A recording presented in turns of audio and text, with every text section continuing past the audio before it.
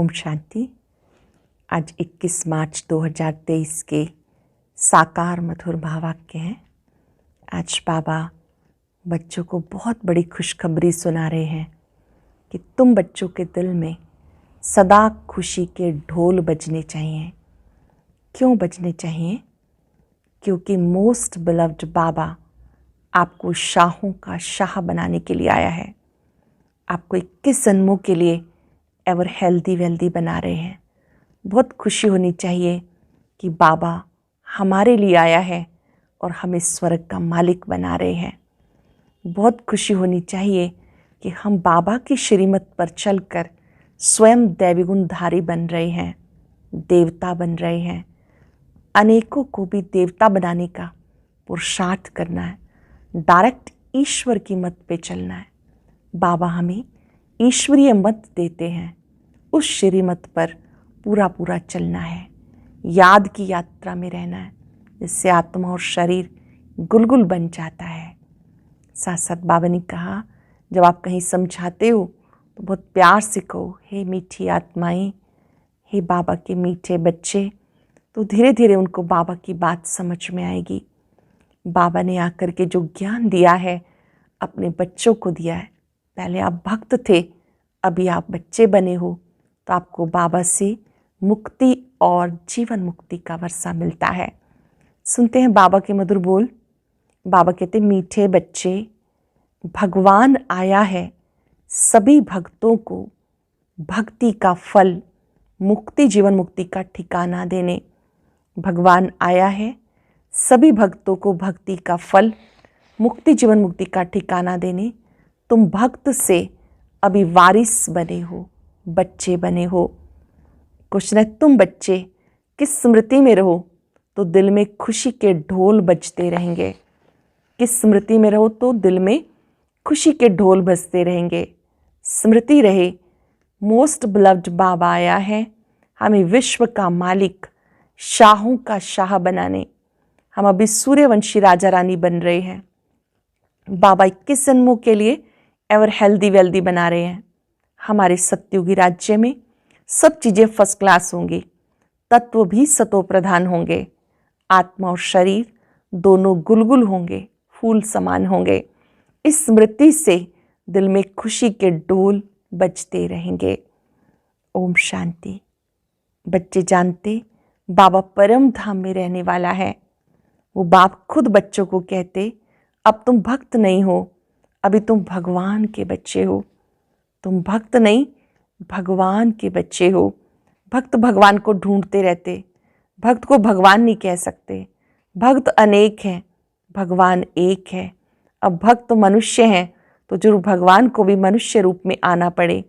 गाया जाता, भगवान घर बैठे आते हैं। किसके घर? मनुष्यों के घर। भगवान को जरूर मनुष्य रूप धारण करना पड़े। निराकार परम पिता परमात्मा एक है, भक्त अनेक हैं। सब मनुष्य इस समय भक्त हैं, भगवान को याद करते हैं, समझते हैं कोई समय भगवान को आना जरूर है। वो है स्वर्ग का रचयिता, तो जरूर एक ही होगा ना, अनेक तो नहीं हो सकते। भगवान आकर मनुष्य रूप में भक्तों को समझाते, आधा कल्प तुम मुझे याद करते हो। ड्रामानुसार जरूर भक्ति मार्ग में याद करना ही है। फिर मैं भगवान मनुष्य का रूप धरकर भक्तों के पास आता हूँ। भक्त भी मनुष्य हैं, तो हमें मिलना भी मनुष्यों से ही है। जरूर मनुष्य का रूप धारण करना पड़े, कोई कचमच का नहीं। बाबा कहते, मैं आकर बच्चों को अपना परिचय देता हूँ।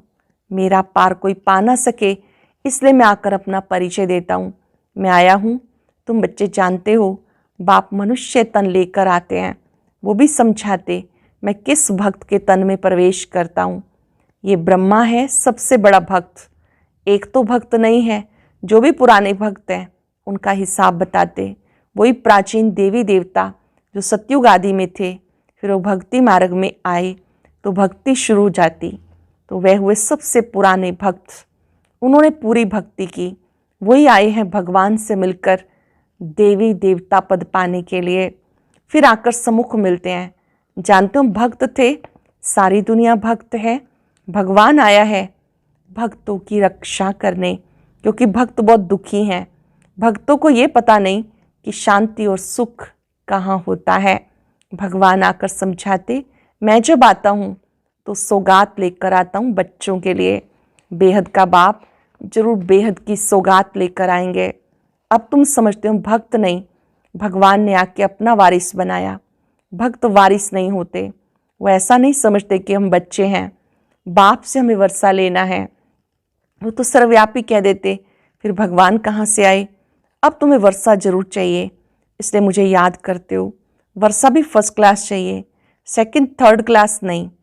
वर्षा भी बहुत अच्छा चाहिए, फर्स्ट क्लास सेकंड थर्ड नहीं। सब भक्त भगवान को याद करते हैं, जाकर उनसे मिलें, परंतु जानते नहीं कैसे उनके पास जाएं। तो भगवान को आना पड़ता, पढ़ाते भी हैं। तुम जानते हो भगवान आया है सबको भक्ति का फल देने अथवा सबको सुखी करने। भगवान को अभी आना होता, वो है रूहानी पंडा। वास्तव में मनुष्यों का सच्चा सच्चा तीर्थ है मुक्ति और जीवन मुक्ति धाम। स्वर्ग में रहने वाले देवताओं के जड़ चित्र यहाँ हैं। उन जड़ चित्रों के पास जाते यात्रा करने, वो जाते जिस्मानी यात्रा। दिलवाड़ा मंदिर में वह जगदम्बा के पास यात्रा करने जाते, वह भक्ति। भगवान आकर यात्रा के धक्कों से छुड़ा देते।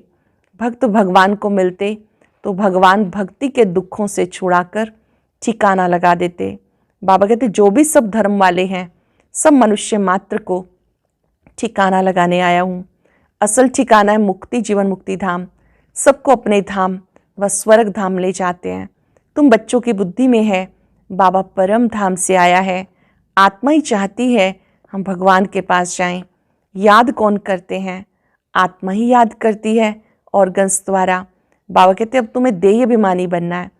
तुम्हारी बुद्धि में ज्ञान टपकता है, बरोबर ड्रामा अनुसार बाबा आया है। ज्ञान स्पष्ट होता जाता बुद्धि में, ड्रामा अनुसार बाबा आया। बच्चों को रावण के दुख से छुड़ाकर अपने साथ ले जाएंगे। गाइड बनकर आए हैं। तुम्हें रूहानी तीर्थों पर जहाँ जाना है वहाँ से लौट कर नहीं आना। यहाँ तो है अल्पकाल के लिए जिस्मानी तीर्थ, वह जड़ तीर्थ बंद हो जाते, फिर तुम सब तीर्थों पर जाते हो। सच्चा तीर्थ है मुक्ति धाम, दूसरा है जीवन मुक्ति धाम। उन सब तीर्थों पर जाने के लिए भक्त जिस्मानी तीर्थ करते हैं। बरोबर जिस्मानी तीर्थ जन्म जन्मांतर करने के बाद फिर उनसे छूटकर हम रूहानी तीर्थों पर चले जाएंगे। फिर यहाँ मृत्यु लोक में आना ही नहीं है। मुक्ति धाम में जाकर बैठेंगे, आना जाना बंद हो जाएगा। फिर स्वर्ग में जाएंगे तो वहाँ आना जाना होता रहेगा, स्वर्गवासी बन जाएंगे। तुम जानते हो बाबा हमें स्वर्गवासी बना रहे हैं। हम तैयारी करते हैं स्वर्ग में जाने की। दुनिया में किसी को पता नहीं, बिल्कुल बुद्धू हैं। शास्त्रादि पढ़ने से कोई फायदा नहीं। अभी की भेंट में तो ऐसे ही कहेंगे, अल्पकाल के सुख को जरा सा कहेंगे। जास्ती मिठाई और जरी मिठाई में फ़र्क तो है ना, जास्ती मिठाई और थोड़ी हो, दोनों में फ़र्क तो है ना। अब तुम समझते हो हम तो सूर्यवंशी राजा रानी बनते हैं। वो आशा रखते हैं वो धनवान बने। संपत्ति तो जरूर चाहिए, तभी सुख होगा। संपत्ति के साथ हेल्थ भी चाहिए। हेल्थ वेल्थ है तो सुख बहुत है। इस दुनिया में हेल्थ वेल्थ दोनों मिल नहीं सकती। एक जन्म के लिए एक मनुष्य के पास ये नहीं हो सकती। वहाँ तो सब 21 जन्मों के लिए हेल्दी वेल्दी रहते हैं। एक जन्म के लिए एक मनुष्य के पास ये नहीं हो सकती। वहाँ 21 जन्मों के लिए एवर हेल्दी वेल्दी रहते हो। वहाँ अनादि हर चीज़ की बहुत सस्ताई होगी। वहाँ तो सतयुग में हर चीज़ की बहुत सस्ताई होगी। पैसे की तो दरकार ही नहीं होगी। पैसे के बदले अशरफियाँ देते होंगे, चीज़ बहुत फर्स्ट क्लास होगी। तत्व भी सतो प्रधान बन जाते तो उनसे माल भी बहुत अच्छे बनते हैं। खाने आदि में कितना मज़ा होगा। अब तुम्हारे दिल में ढोल बजना चाहिए। मोस्ट बिलव्ड बाबा आया है। बहुत खुशी होनी चाहिए, खुशी के ढोल बजने चाहिए। बाबा आया हुआ है। कहते मैं तुम्हारा मोस्ट बिलव्ड बाप हूँ। 63 जन्म तुमने याद किया, जरूर बिलव्ड है तभी तो याद करते हो ना। मनुष्य को कुछ पता नहीं। बाबा हमें शाहों का शाह, स्वर्ग का मालिक, विश्व का मालिक बनाते हैं। बाबा हमें शाहों का शाह, स्वर्ग का मालिक बनाते हैं। देवी देवताएं विश्व के मालिक हैं ना, परंतु उन पर झूठे कलंक लगा दिए। छोटेपन से लगा दिए, कितनी झूठे बातें बना दी। माया बिल्कुल 100% नॉनसेंस बुद्धि बना देती है, बेसमझ बना देती है। ये भी ड्रामा का खेल है। तो मोस्ट बिलव्ड बाबा कहते, मुझे पूरा याद करो तो पूरे विक्रम विनाश हो, गुलगुल बन जाओ, फूल बन जाओ। आत्मा गुलगुल होगी तो शरीर भी ऐसा मिलेगा। तो अमेव मातश्च पिता, ये किसकी महिमा है? कुत्ते बिल्ली सब में ईश्वर है, तो क्या उनको कहेंगे मात पिता? मनुष्यों की बुद्धि क्या बन गई, भवका कितना दिखाते हैं। इसे कहा जाता माया का पंप। रावण के राज्य में मनुष्यों को कितना नशा है, जानते कुछ नहीं। तुम्हारे में भी जो अच्छे ज्ञान की धारणा करने वाले हैं, उनको नशा चढ़ता है।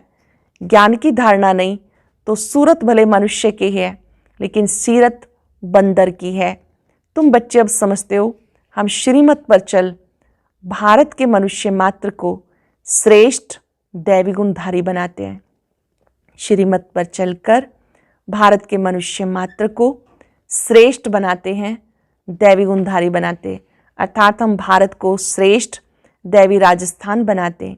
जिन्हें ये नशा होगा वही ऐसे बोलेंगे। वहाँ भी भाषण करो तो बोलो हम श्री अर्थात श्रेष्ठ मत पर चल रहे हैं। भगवान है ज्ञान का सागर, आनंद का सागर, हम उनकी मत पे चल रहे हैं। यादव और कौरव दोनों हैं रावण की मत पर, हम पांडव हैं भगवान की श्रीमत पर। जीत भी हमारी है। श्री कृष्ण कोई स्वर्ग स्थापन नहीं करते, भगवान बाप ही स्थापन करते हैं। स्वर्ग कौन बनाते हैं? बाबा बनाते हैं। हम भारत को श्रेष्ठ बनाते हैं। और कोई ऐसे नहीं कहेगा कि हम ईश्वरीय मत पर हैं। हाँ, कहेंगे ईश्वर की प्रेरणा से करते हैं। बाप तो कहते मैं इस तन में आकर मत देता हूँ, इसमें प्रेरणा की बात नहीं। तो पहले पहले निराकार की महिमा करनी चाहिए। सबसे पहले निराकार की महिमा करनी चाहिए। वो मनुष्य सृष्टि का बीज रूप है, ज्ञान सागर है, सुख सागर है। हम उनकी मत पर चलते हैं। वो हमारा बाप है, परम धाम में रहने वाला है, स्वर्ग का रचयिता है। जो जानता होगा वही तो महिमा करेगा। सारी सृष्टि को पावन बनाने वाला एक ही होना चाहिए, अनेक थोड़े होने चाहिए। तो सिवाय हमारे बाकी सब रावण की मत पर हैं। हम श्रीमत से भारत को फिर से दैवी राजस्थान बना रहे हैं। ये अनेक धर्म सब विनाश होने हैं। हम जो बीके हैं, हम सभी ने प्रैक्टिकल अनुभव किया है। हम प्रजापिता ब्रह्मा के बच्चे हैं।